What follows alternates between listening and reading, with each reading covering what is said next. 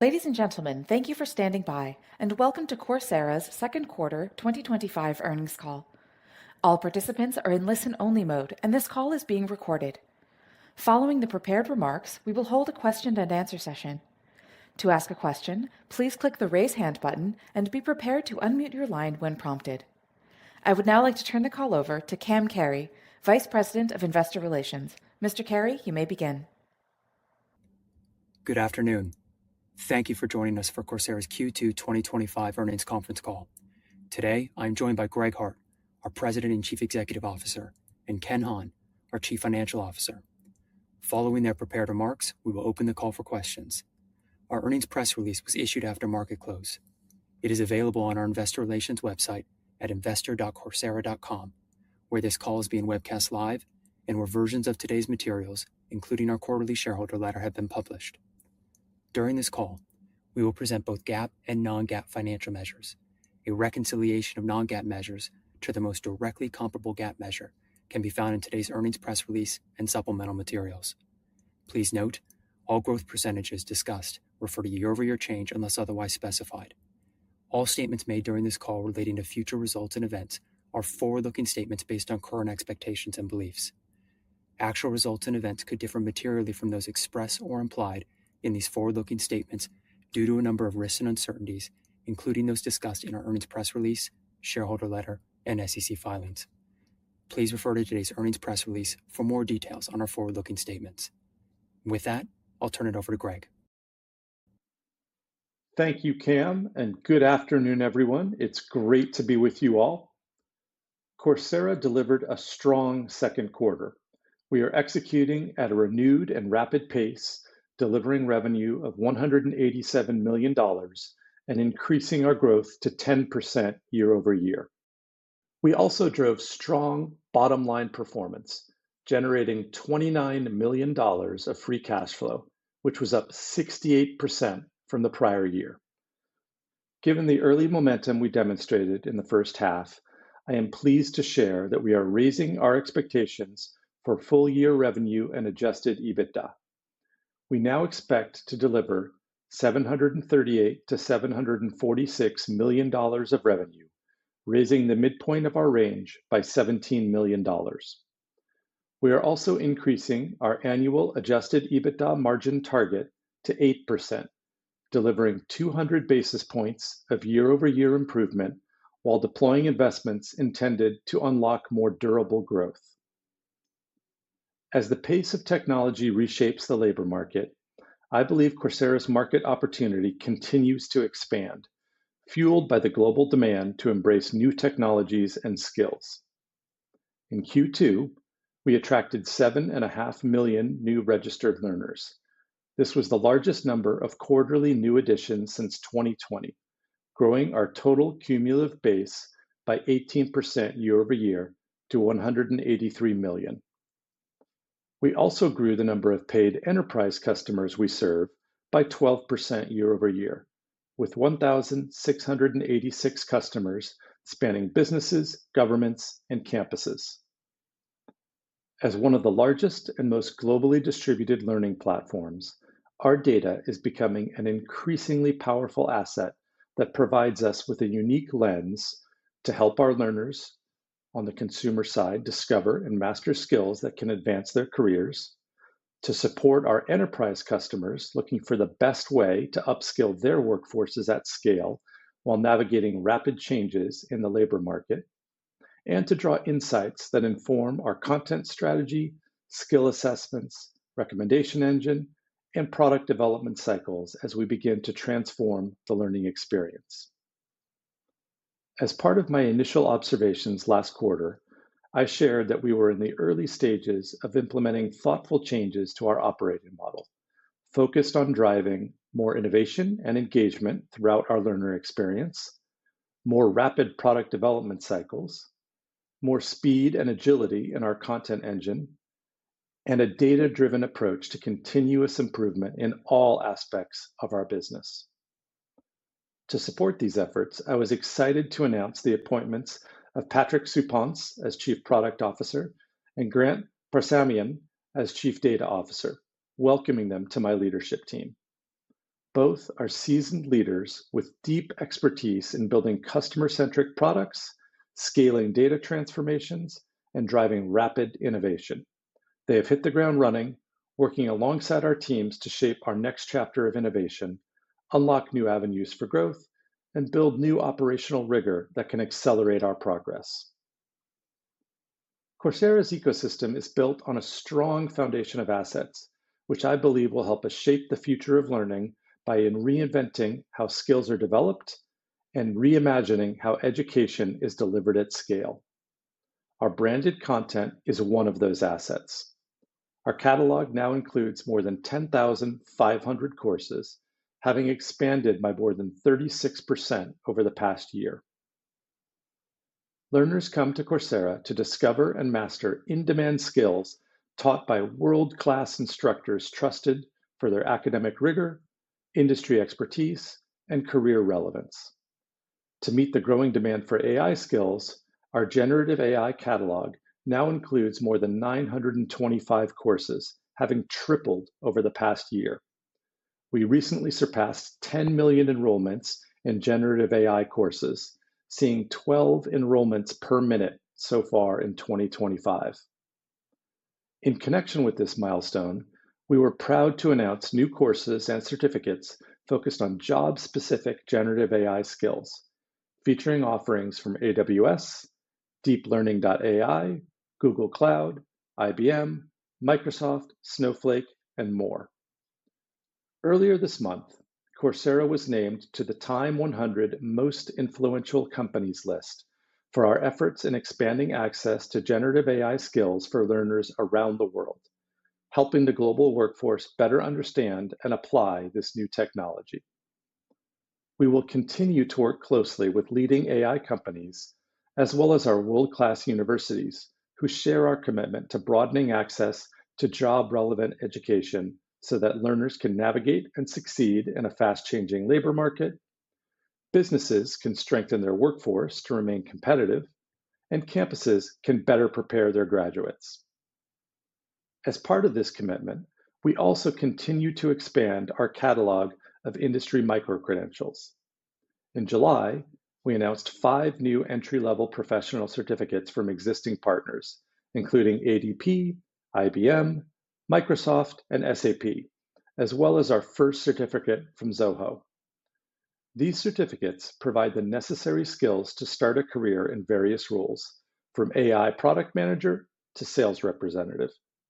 Increasingly, they are also eligible to earn college credit, enhancing their value to our learners and opening new, more affordable pathways to college degrees.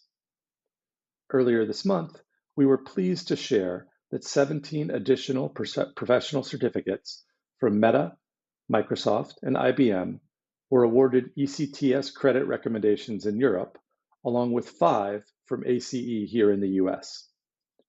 We now have more than 30 micro-credentials with ECTS credit recommendations, with approximately 40 from ACE. As demand for career-aligned education from industry grows, we believe top universities will also view Coursera as a strategic platform to extend their reach. Last week, we were pleased to announce that the University of Cambridge is now collaborating with Coursera. For the first time, the university will bring a series of professional education courses to our platform. The first of these courses is now live, with more expected to launch in the coming weeks. To summarize, we will continue to invest in building a faster, more agile model that enhances the value of our brands, meets the rapid pace of skills development, and empowers our instructors with new tools to create and augment courses that deliver a more engaging, personalized, and impactful learning experience for the millions of learners and customers our platform serves. Turning to our product updates. Our team continues to make strong progress in developing new products and capabilities across our platform, and I would like to highlight a few notable recent innovations focused on delivering more value to learners and driving improvements in our conversion, engagement, and retention metrics over time. First, an update on Coursera Coach. Coach is our AI-powered tutor designed to support and enhance the learning experience on Coursera. To date, more than 2.6 million learners have exchanged 36 million messages with Coach, with the highest usage in the US, India, and Colombia. From our early data, we see that learners using Coach are 10% more likely to pass a quiz on their first attempt. Additionally, learners starting their careers are 40% more likely to use Coach than those working to advance their careers, demonstrating the potential impact of providing more personalized, interactive engagement across our platform. In June, Coach was recognized by the 2025 Newsweek AI Impact Awards, winning for AI Education Best Outcomes for its ability to adapt to the needs of individual learners. By combining trusted content with AI-enabled guidance, Coach is becoming increasingly powerful at providing a more personalized and interactive experience, grounded in the expertise of our instructors and Coursera's deep, data-driven understanding of learning progression and skills development. Our team continues to build upon the initial tutoring use case, testing new capabilities in discovery and onboarding, career guidance, interactive role play, and customer support. We are excited about Coach's potential to drive stronger engagement throughout our platform and, most importantly, to deliver better outcomes for our learners. Next is AI translations. Coursera has been leveraging AI to broaden access to our high-quality catalog, starting with text-based translations in 2023. Today, our platform offers more than 5,500 courses in up to 26 languages.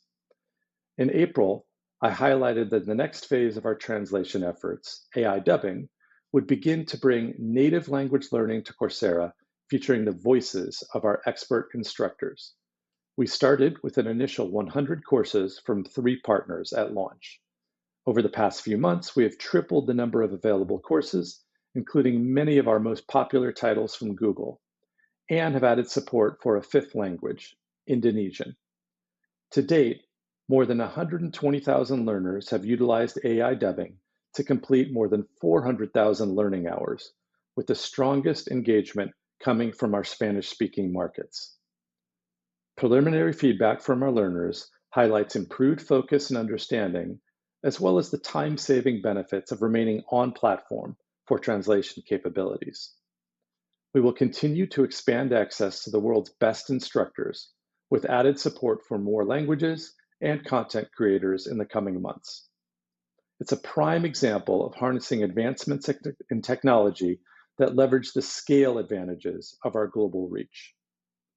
These efforts expand our market opportunities and rapidly build on the foundational assets that have propelled Coursera's growth into one of the largest learning platforms in the world.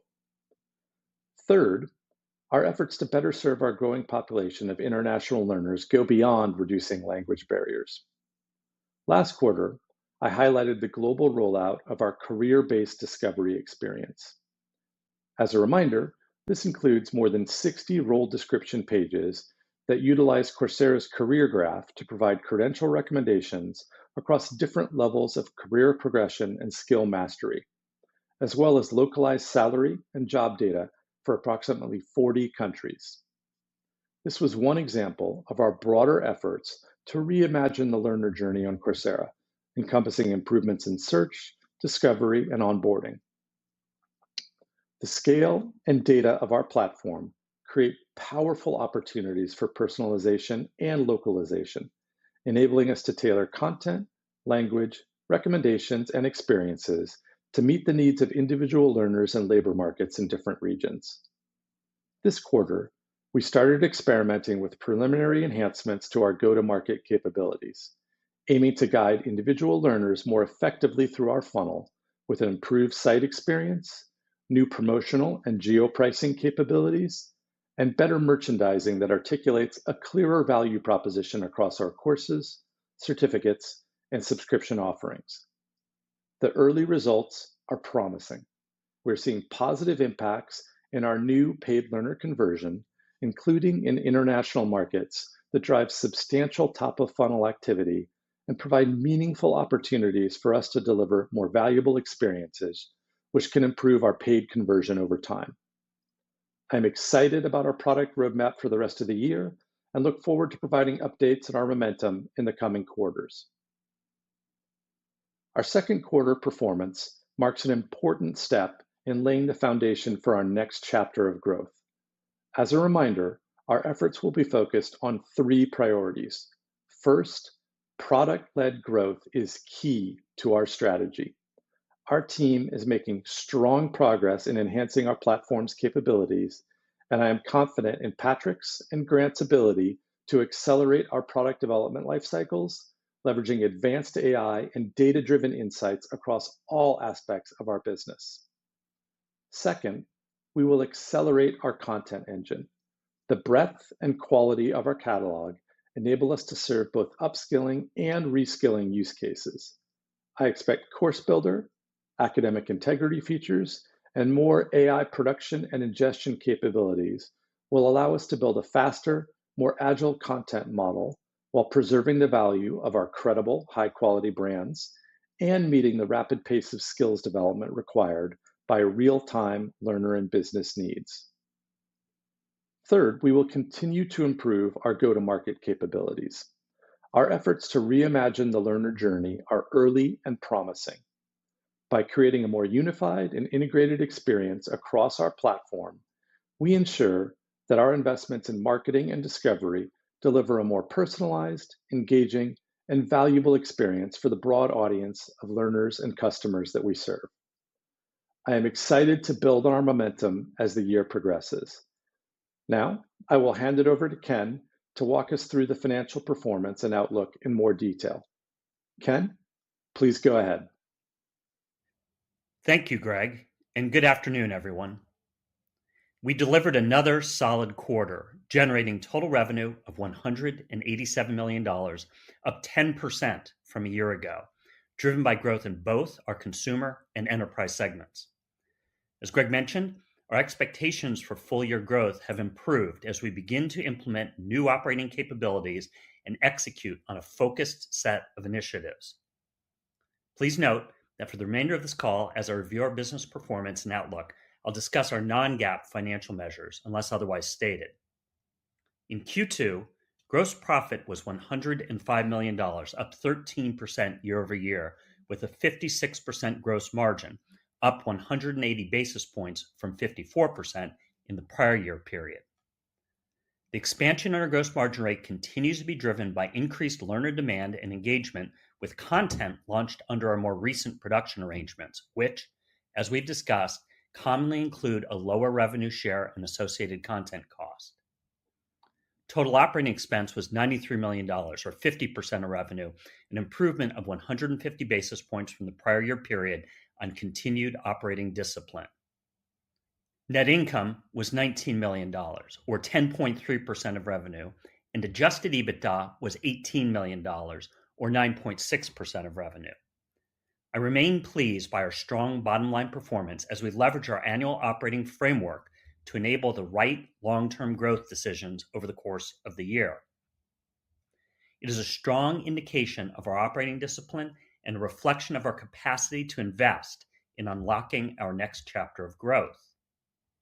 Turning to cash performance and the balance sheet, Q2 marked our strongest quarter of cash performance to date. We generated $29 million of free cash flow, which included approximately $2 million in purchases of content assets treated similarly to other categories of capital expenditures. As Greg outlined, we continue to enhance our content engine's capabilities with new partnerships, production arrangements, and learning experiences that we believe will deliver increasing value for our customers over time. We also expect these investments to produce longer-term benefits to our business model and economics, including the recent expansion in our gross margin. Our cash performance enhanced our already healthy balance sheet. As of June 30th, 2025, we had approximately $775 million of unrestricted cash and cash equivalents with no debt. Our capital allocation framework prioritizes the strategic optionality afforded by our strong financial position.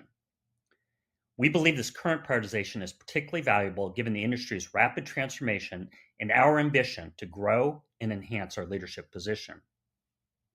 Now let's discuss the results of our operating segments. As a reminder, we now report our results in two operating segments, consumer and enterprise.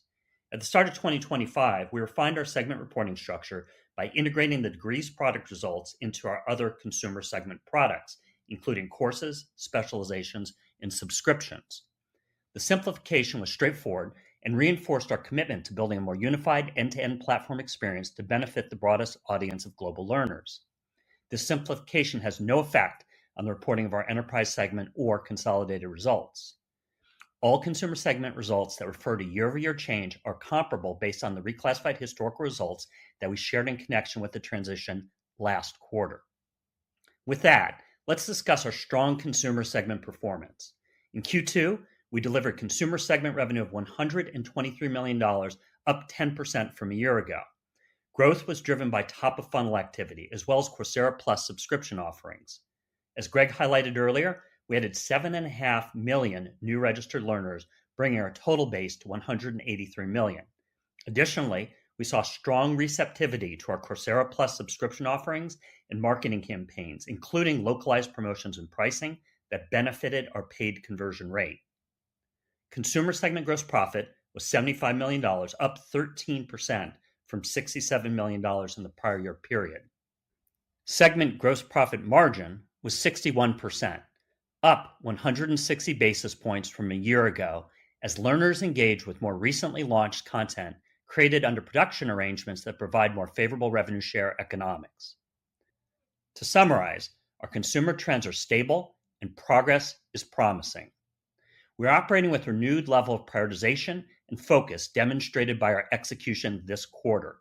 As we seek to drive more significant growth, we're in the early stages of deploying investments across product, content, and marketing that can create more valuable and engaging experiences for our individual and enterprise learners over time.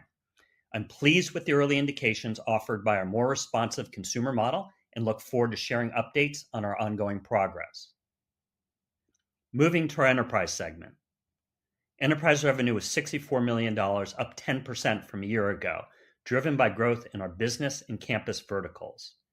Our second quarter performance was solid, and like all companies, we continue to monitor budgetary trends amidst the backdrop of a dynamic macro environment.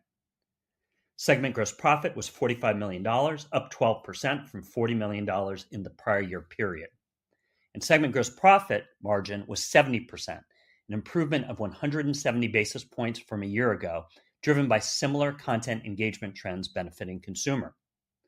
The total number of paid enterprise customers increased to 1,686, up 12% from a year ago, and our net retention rate for paid enterprise customers was 93%. Finally, turning to our financial outlook. For Q3, we expect revenue to be in the range of $188 to $192 million, representing growth of 7 to 9% year over year, weighted towards our consumer segment.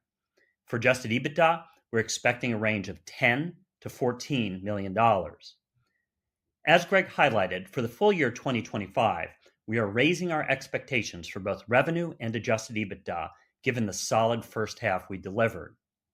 For revenue, we now expect a range of $738 to $746 million, representing growth of 6 to 7% year over year. The midpoint of the range is a $17 million increase from the annual guidance provided last quarter, with the improvement concentrated in our consumer segment by nature of its more responsive revenue model. As highlighted earlier, consumer growth has been driven by strong year-to-date top-of-funnel activity, as well as Coursera Plus subscription receptivity, providing greater visibility into the back half of the year. Our assumptions on the trajectory of our enterprise segment have not changed as we continue to monitor and assess the current corporate spend environment, which could remain challenged for any macro uncertainty. For EBITDA, we are now targeting an annual adjusted EBITDA margin improvement of 200 basis points to 8%. This reflects an additional 100 basis points of anticipated improvement from our prior full-year target of 7%, or said otherwise, an incremental $9 million adjusted EBITDA dollars implied by the midpoints of our current and prior revenue guidance ranges. We believe our long-term operating framework as it relates to EBITDA, which enables us to pace our investments over the course of the full year, versus optimizing for any single quarter has been particularly helpful in 2025. It has provided the opportunity to assess our business and identify top investment priorities to drive growth, the capacity to deploy capital toward our most productive near-term growth opportunities, as well as strategic long-term initiatives, the ability to track and demonstrate our commitment to delivering scale and financial leverage in our operating model over time, and most importantly, the flexibility to make the right long-term decisions on behalf of our learners, customers, and shareholders. To close, I'm pleased with the solid execution our team has delivered year to date, giving us the confidence to substantially raise our annual revenue and growth guidance. While at the outset of many of our efforts, we are demonstrating progress in implementing new operational capabilities across all aspects of our business, while deploying targeted investments we believe can differentiate the value of our platform and reignite more significant, durable, and long-term growth. I'll now open the call for questions. As a reminder, if you would like to ask a question, please click on the raise hand button at the bottom of your screen. Once prompted, please unmute your line and ask your question. We will now pause a moment to assemble the queue. Our first question will come from Stephen Sheldon with William Blair. Please go ahead. Hey, thanks for taking my questions. Great to see the revenue growth acceleration this quarter. And for the guidance, so I think the guidance would imply about 8% year-over-year growth at the midpoint in the third quarter, I think below 4% growth in the fourth quarter. So effectively deceleration against easier comps. Is there anything specific driving that assumption as you did see acceleration this quarter in both segments? Or is it more about just factoring in that continued macro uncertainty, especially in the enterprise segment? Hi, Stephen. Thanks for the question, firstly. So what drove the improvement in the forecast is primarily the consumer business. The macro trends in enterprise, we don't think we're getting any better visibility, which is something affecting broadly the market. So it's the consumer segment. And if you look at the core consumer item as it relates to the future quarters, we see strong growth going into next quarter as well. We see a little bit of a pullback seasonally, about 100 basis points for the traditional consumer. And as we mentioned before, we collapsed the degrees segment into consumer. Degrees will decrease this year. So the core consumer segment is rolling along at exactly this improvement. And anything less than that from a rate standpoint going forward is a tiny bit of seasonality in Q4 and our degrees product, which is part of the consumer segment. Got it. That makes sense. And then maybe just to follow up, what are you guys seeing in terms of big tech making AI skills education a bigger priority? You know, we saw the Microsoft's $4 billion pledge, I think, announced earlier this month. And then how are you thinking about positioning Coursera to be a key cog in big tech's plans there? You already have a lot of them as content partners. So is there more you can do there? Great question, Stephen. It's Greg. Maybe I'll start with a little bit of context overall now that I've just gone through my first full quarter in the CEO role. So obviously it's still very early days, but I'm very pleased with the progress we're making. I am even more confident than I was a quarter ago on the massive opportunity in front of us for some of the reasons that you just mentioned. The pace of change is accelerating around the world. And with it, the need for reskilling and upskilling really continues to increase for both individuals and for companies, as you mentioned. And so meeting that need really requires a scaled global technology leader in education. I think we are very well positioned with all the right foundational assets. We've got amazing trusted content from the best universities and industry partners in the world. We have an AI-enabled learning platform. You heard me talk in the scripted remarks about some of the ways that we leverage AI to continue to improve that platform. We have global reach with 183 million registered learners. And then finally, we've got a very healthy and improving fundamentals to the business. We're growing at an accelerated pace. generating positive EBITDA free cash flow. We have a very strong balance sheet, no debt, $775 million of cash or cash equivalents. So that's a phenomenal set of assets. What we are seeing in our conversations with enterprise partners is that they all recognize that the pace of change is accelerating, and they need to make sure that they are adapting their companies to meet that pace. That requires, thinking about what are the types of roles that they need and what are the types of skills that the people in those roles will need both today and tomorrow.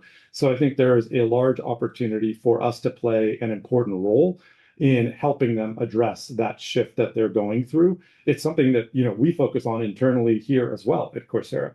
We're making sure that we're not just leveraging AI to offer it as courses on AI and not just use it within the platform, but also use it to improve the productiveness and efficiency of everything we're doing across the business. And so I think we absolutely have a role to play in that transformation. Good to hear. Thanks, Greg and Ken, and nice results. We will take our next question from Taylor McGinnis with UBS. Your line is now open. Yeah, hi. Thanks so much for taking the question. Can you hear me? Yes. Yes. Okay, perfect. Congrats on the quarter. Maybe just on like the consumer outperformance. So if I look at the sequential dollar growth, I think it was, the strongest that we've seen in some time. And typically, for you guys, 2Q tends to be the lightest quarter. So when we look into 3Q, I guess, is there any reason why sequential dollar growth, couldn't be stronger? Ken, I think you made some comments earlier, about some lighter seasonality. So could you just elaborate on that? And then a second, part to the question, maybe you could talk about, where you see in terms of rolling out the product and go-to-market changes in consumer and, what's left to come as we think about the growth trajectory and catalyst from here. Sure, Taylor. Yes, so as we mentioned before, the total increase was $17 million, of course, top line. Almost all of it focused on consumer. This is the forecast for the year, of course. We expect Q3 to be similar to Q2 from a growth standpoint for consumer, and then to slow a little bit in Q4 with typical seasonality as well as some pullback on degrees. So that's how that $17 million spreads across the rest of the year. Maybe I'll add just a little bit to what Ken shared to address the second part of your question, Taylor. First, we saw growth accelerate in our consumer business in every region across the world. So in North America, in Latin America as well, in EMEA, in APAC. And so that was really good to see that it was a broad-based acceleration. In terms of the capabilities that we're focused on, when we talk about really driving more rapid product development and focusing that in a data-driven way to deliver improvements to the learning experience that drive better conversion, better engagement, and better retention, we're still in the early stages of rolling out the product that will flow from all of that focus. So I think what you'll see is we're going to continue to have a very dedicated focus on continuous improvement across those metrics, but we are going to not get ahead of ourselves and get over our skis in terms of how we think about that business benefit that can drive until we actually start to see it. We started to see some of those things in Q. We talked about that. Consumer business obviously has a more responsive revenue model. Some of the things that we're doing from a geo-pricing perspective and from a conversion perspective are helpful. Obviously, the fact that we increasingly have a subscription-driven business, Coursera Plus Monthly, Coursera Plus Annual, we're seeing more and more shift to that. That's helpful for our forward-looking revenue visibility, but it's still early days in terms of what we aim to accomplish on the platform. So that's a little bit behind how we think about it. Great. Thank you guys so much. Our next question will come from Brian Smilek with JP Morgan. Great. Thanks for taking the questions. Shifting gears a bit to enterprise, good to see the NRR improve as well sequentially. Can you just talk about what you're seeing across government, business, and campus? I believe you called out business and campus as brighter spots, but just curious on trends across each subvertical. And then, Greg, just shifting gears towards AI engagement, with content up 36% year on year, 10 million plus AI enrollments. Can you just talk about monetizing AI tools as you drive deeper engagement across both consumer and enterprise longer term? Thank you. Hey, Brian, this is Ken. I'll take the first part of your question, which is the relative performance of the verticals. So C4C has been a particularly bright spot for us. We have a particularly good product market fit, and we've seen nice growth there over time. As it relates to NRR, the government business, we lapped some contracts this last year, so that helped in the calculation. And C4B hasn't had Coursera for Business as much improvement, which is the largest vertical, of course. As we've talked about, the visibility there is a little harder to see, as many have seen across other industries as it relates to corporate spend with uncertainty. So that's how the NRR breaks out. And the 93, just for clarity, we're pleased it improved from last quarter, but until we get to 100 plus, we're not going to be satisfied with that. Yeah, I would certainly echo the last part of what Ken said. We still have a lot of work that we need to do on that front to get it to where we're happy with it from an NRR perspective.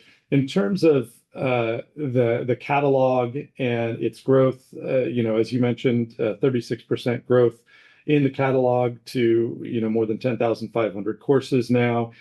Phenomenal interest in Gen AI.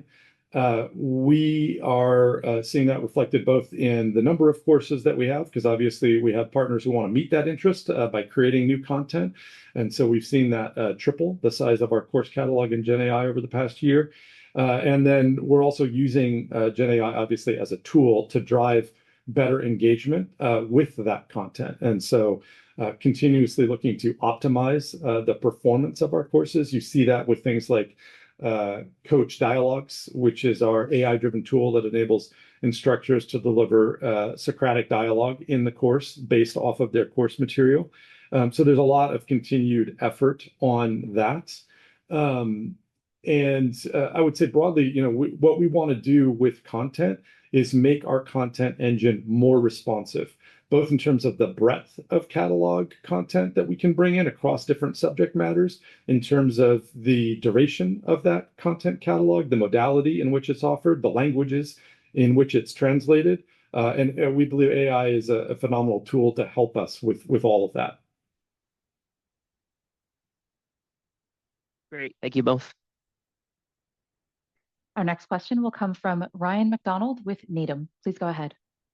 Thanks for taking my question, and congrats on a great quarter. Maybe just starting on the consumer gross margins bit. It's great to see the continued improvement there, particularly on a year-over-year basis. Can you talk about how sustainable some of these improvements are, and maybe how we should think about gross margins in that segment structurally now as you continue to see more demand, maybe beyond some of the largest content partners moving forward? Thanks. Sure, Ryan, this is Ken. Thank you. So as it relates to consumer gross margin, what we're seeing the benefit of a lot of the investments we've made in content is one key area, which we've talked about a fair amount historically. That has been very helpful in driving consumer margin and should continue. We also, with a lot of our newer content partnerships, have better revenue share. So as we've evolved the model and as we have a more substantial presence in the market, we're able to, and we help produce, we're able to secure better economics. And so we expect those trends to continue. It'll vary always a bit quarter to quarter, depending on the mix. I wouldn't say every single quarter, but by and large, we've improved the operating model around consumer. And if anything, I think over time, we're going to see additional upside there as we continue to invest and make product changes, product investments, including just the core of the learning experience itself. And just to build on what Ken shared, like one of the reasons that we are really focused on building out our capabilities for the content engine is obviously it fuels the entire business, but also as we enable content to be created more rapidly and for the cost of that creation to come down and for content to be optimized more readily across all of our courses, that gives us not only the ability to drive a better learner experience, to drive higher conversion, higher engagement, higher retention, all of which translates to faster growth. As we do all of that, that also puts us in a stronger position over time to get a larger share of that value creation and that economics. That makes complete sense. Thanks for the color on that. Greg, maybe as a follow-up, as you think about sort of learners on the platform, I continue to be impressed about the magnitude, even at this scale, of net new learners that you drive. If there's a few things you could pinpoint, of what's really driving that, or maybe demographically or geographically, like where you're seeing sort of the greatest unlock, are there a few things you could point to other than maybe just continued demand for Gen AI content? Is it this new AI translation that's unlocking new regions, or are the career academies now starting to sort of unlock a different segment of the population? What do you think is the greatest contributor there? Great question. So, from a growth percentage perspective, we're seeing the fastest growth percentage come from APAC. Not surprisingly, just because it historically was a smaller part of our business, but it's also big in large numbers. India, it has our second largest number of registered learners after the U.S. I would say broadly, certainly AI is a tailwind for us, both in terms of interest in Gen AI content and obviously from a perspective of how we leverage that to deliver that content and deliver a better learner experience. I think also as more and more of the world uses Gen AI to learn anything, whether that's learning with a lowercase L or learning with a capital L, they become far more familiar with it, and then they want to learn more, and they understand the implications that might have for them as an individual. That certainly is true at the corporate level as well, obviously. So I think that tailwind is not going to go away for the ed tech sector, and certainly our content gives us a differentiated advantage there, particularly in an era when AI makes the creation of content far easier. So having trusted content from the best universities and industry partners in the world is a very differentiated asset in our perspective, and one that we intend to continue to build on. I would say other than that, there isn't a specific thing that I would call out, other than the fact that I think our team is doing a really good job on top of funnel. I think they're doing a good job also on looking at promotions and pricing and how we can use those levers to drive better growth in the business. I still think we're early days in that. And so you can look to see us do more on that in the back half of the year. On the enterprise side, I think you can also look to see us do more with what we've done in the past with academies. That's an active area of investment. So stay tuned on that front as well. Awesome. Thanks for the color. Congrats again. We'll take our next question from Jeff Silber with BMO. Please go ahead. Thank you so much. Wanted to focus a little bit more on Coursera for Business. Maybe you can talk generally about L&D budgets. Are companies holding back because of the uncertainty out there? Are they opening up a little bit more? Any color would be great. Maybe I'll start, and then Ken, you can add in as you see fit. I would say obviously there's a lot of macroeconomic uncertainty, not just in the U.S. but around the world. And in those environments, that tends to lead to caution from a corporate spend perspective. At the same time, that is balanced against an increasing recognition from companies in all sectors that AI is going to have a major impact on their business and their workforce, and that they need to be ahead of it to ensure that they're not left in the dust by their competitors. And that one of the ways that they can stay ahead of it is by finding the right ways to upskill and or reskill their workforces to have the talents that they're going to need for the way that work will change. So I think you have those sort of balanced things happening. I would argue that some of the more forward-looking enterprises are the ones that are really leaning in And so those conversations are a lot of fun because we get to spend time with those customers and talk about what might be possible and how we can help them achieve that. And obviously, your best customers always push you to be better. And so those are conversations that I really enjoy having. But I would say you're seeing those two things sort of happening and playing out in different ways at different companies. So there's definitely still a lot of caution out there, but then there are companies that are taking advantage of this time to really lean in. All right, that's really helpful. And if I could shift gears and maybe get into the weeds a little bit. The tax bill that was signed earlier this month opened up something called a workforce Pell. You're allowed to use Pell grants for what they call short-term, high-quality, workforce-aligned programs. It's got to be accredited, so I realize that your corporate partners is probably not going to be eligible for it. But is it possible to see some of those funds being used through programs at your university partners?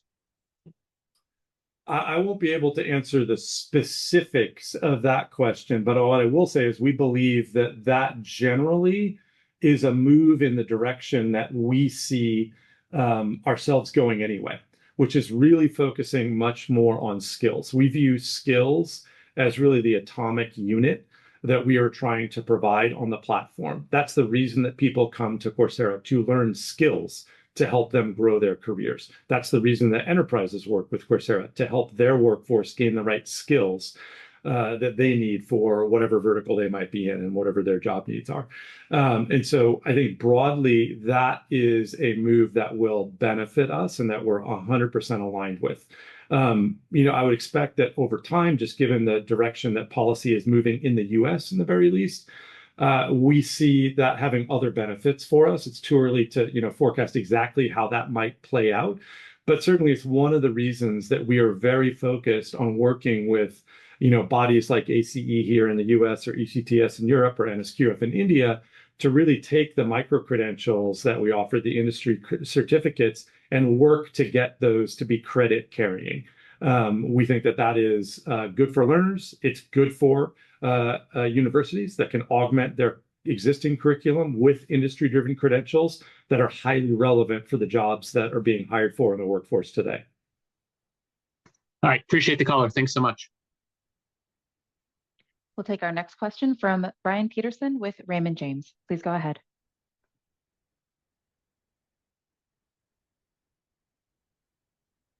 Brian, your line is open. Feel free to unmute. Sorry, guys, bamboozled by that mute button there. But congrats on the strong quarter. Just a couple from me. Is there anything that you can kind of share on the linearity of what you saw at the top of the funnel over the course of the quarter, and in some of the efforts that you're working on the conversion side? Do we still feel like there's more room to gain there? And then, Ken, maybe just a follow up, how should we be thinking about the trajectory of the NRR on the enterprise business? Thanks, guys. Sure, Brian. There wasn't a notable difference in linearity during the course of the quarter. We've been improving steadily on the conversion side, and there is room for more. So we're excited about the direction that's taken. And so we're not done with improvements there yet. And there's been a lot of specific focus on conversion, and I think we'll enjoy enhancements along the way as we enhance the product as well. With regards to NRR, we're not forecasting improvements going forward, not yet. We don't, again, have enough visibility. This last quarter was, again, particularly good, partially because of some mechanical lapping in the government business. But it's an area, we need to improve upon and upon which we're pretty focused. I might just add a little bit on the consumer side, but it applies to enterprise as well, which is, we don't have a complicated business. It's top of funnel conversion, then getting those converted learners to engage. And then as they engage, you retain them for longer and you drive higher ARPU. We have not historically been nearly as focused on the relationship between what we do in product and on the platform and those metrics as we have the potential to be.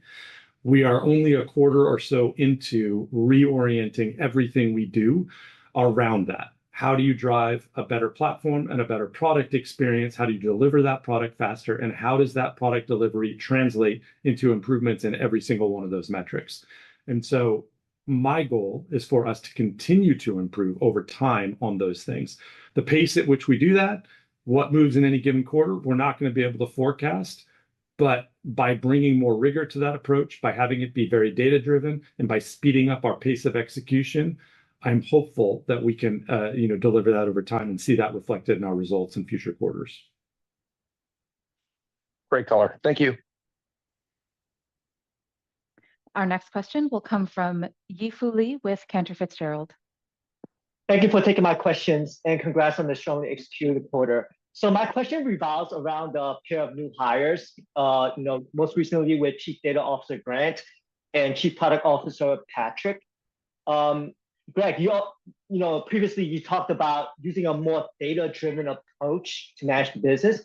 I guess, can you help us elaborate on what are the points, concrete data points you are looking to monitor to understand, hey, the business is going better fundamentally? And I also have one more follow-up for Ken on the financial side.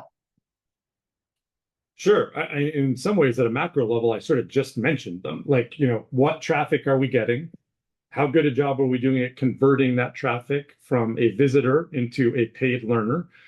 How good a job are we doing at engaging that paid learner, helping them complete courses, and then retaining those learners for longer? And as you do that, obviously that increases the revenue you receive from those learners. And that is also broadly true on the enterprise side, although the mechanisms might be somewhat different. And so what we are really focused on doing is making sure that every single aspect of what we do is instrumented so that we understand the relationship between all those things. And so if we make this change to the way that the first module of a course gets consumed by a learner, does that increase engagement? If we do that and it does increase engagement, does it actually lead to higher retention? Does it lead to better outcomes for that learner? And so that's a really high level way of thinking about everything we're doing. But my belief is, you can't improve what you can't measure. And if you're not paying attention to the measurement, you're not going to improve it. And so we need to make sure that we're doing that across all of our platform. And that's what's behind the focus on our content engine, because that is the fuel of our business, behind our learner journey, which is all the ways that people interact with and engage with Coursera outside the specific act of learning itself, and then workforce learning at scale, building better integrations with LMSs and LXPs, better tools for enterprise admins, better dashboards, all of those types of things to really make sure that enterprises that leverage Coursera are getting the right outcomes from their perspective. My belief is all of that starts with data. All of that starts with really rapid product development cycles. Hiring Grant on the data side, hiring Patrick on the product side are both meant to really accelerate our progress on those fronts. Hey, Greg, can you just tease us on that? I understand that coach and translation is a hot product you guys are focusing on. Like in terms of Patrick, right? What are in terms of the roadmap, the things that you want him to focus on? And then can I just squeeze one for Ken is the gross margin side, 61% on the consumer. We've seen inflection on the enterprise side for 70%. Was wondering, to help us on the modeling, Ken, like what should we expect on the optimization going forward? We understand it's improving, it's going more positively, and there's more to go. We just want to make sure our models are reasonable going forward. Thanks, James. Sure.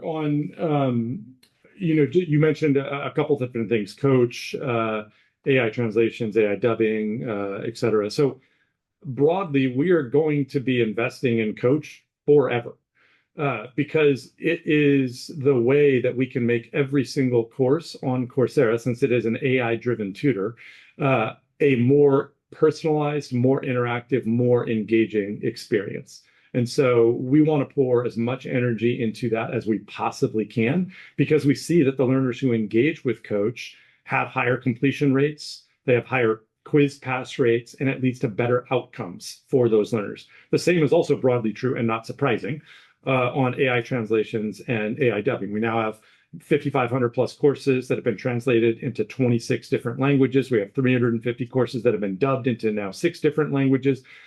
the cost of translating and dubbing is unbelievably cheaper because of AI. And also, the outcomes are better. Not surprisingly, a learner learns better in their native language than they do in English. And so we see that when we translate content into, more and more languages, we get better engagement and better completion rates from learners in those geographies and in those languages. And so, those are just two examples of, some of the things that we're going to continue to invest in. Indy, this is Ken, specifically on the consumer gross margin. We do, for all the reasons Greg just mentioned, we do expect that to expand over time. There's no near-term improvement we're going to forecast for the coming quarter. We have increased the forecast, of course, for the EBITDA margin for the year, which is pretty significant, and up a couple hundred basis points over last year, which follows on a 760 basis improvement the year before and 550 the year before that. You're newer to the story, but it's something that we've kind of pledged to improve every year, and then we invest the excess into more growth. We were a little overwhelmed with the improvement in the gross margin in total in absolute dollars, and couldn't, when we have a $17 million increase in the outlook, that flows down to a gross margin in a fashion. We were able to reinvest some, but not as much. So we expect that trend to continue on the EBITDA margin line. Again, a couple hundred basis points. But in this current year, we don't have an increase in the consumer margin that we're planning, but we do expect it, again, to continue to increase over time. Our next question will come from Josh Baer with Morgan Stanley. Please go ahead. Great, thanks for the question. I wanted to dig into the Consumer Plus subscription that was called out several times. Can you kind of generalize the user, the subscriber, just as far as what stage of life or stage of career, geography, and then the behavior, like once turning on that subscription, what courses and content are they gravitating to? Is there a way to generalize some of those behaviors? I don't know that there's a great way to generalize that, just because learners come in all different flavors from all over the world. But I would say broadly, you have kind of starters, switchers, and advancers, right? So people who are at the very beginning of their career and looking to gain skills that help them be better prepared for a first job.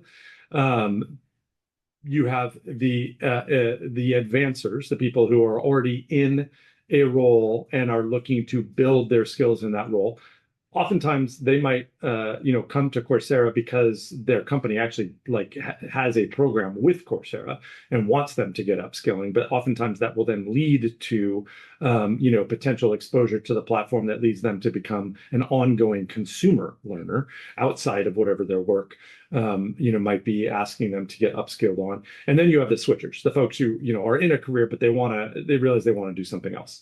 I would say that you have differences geographically around types of content, but not radical differences. India is one of our fastest growing locations for interest in Gen AI content.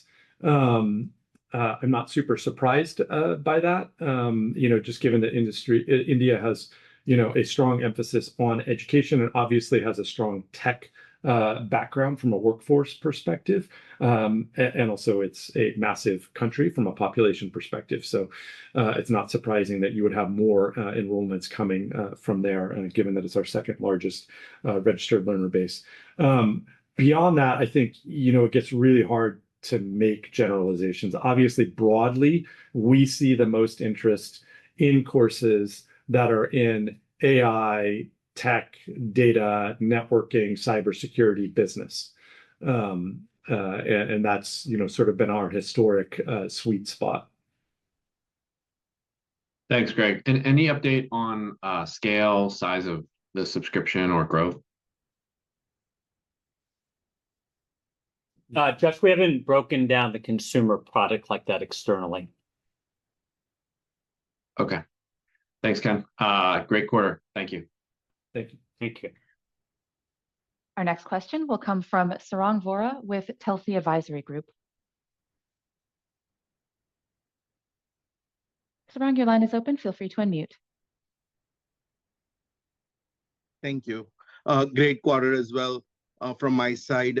My question is on the Coursera produced content. I know a lot of professional certificates came into this quarter and a lot of branded content came as well, but just curious on how is that pipeline developing on the Coursera produced content and how do you see that scaling?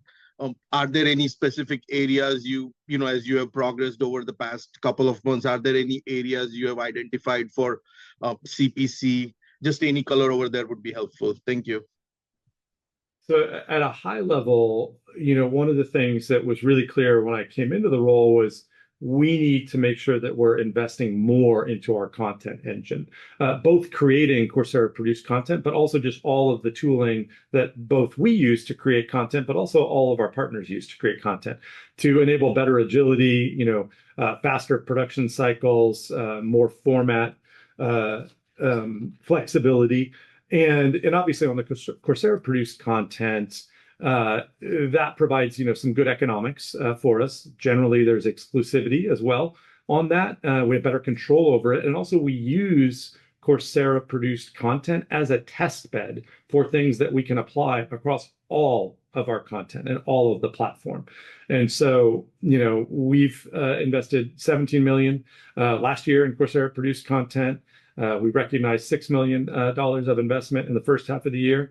Our goal is to increase our year-over-year investment overall for 2025. We haven't sat down and gone through the forecast for 2026 yet, but I would expect that generally, given that we're seeing success and that we like the dynamics of that aspect of the business, that is going to continue to be an investment area for us. That's great. Thank you and good luck ahead. Thank you. Thanks, Ron.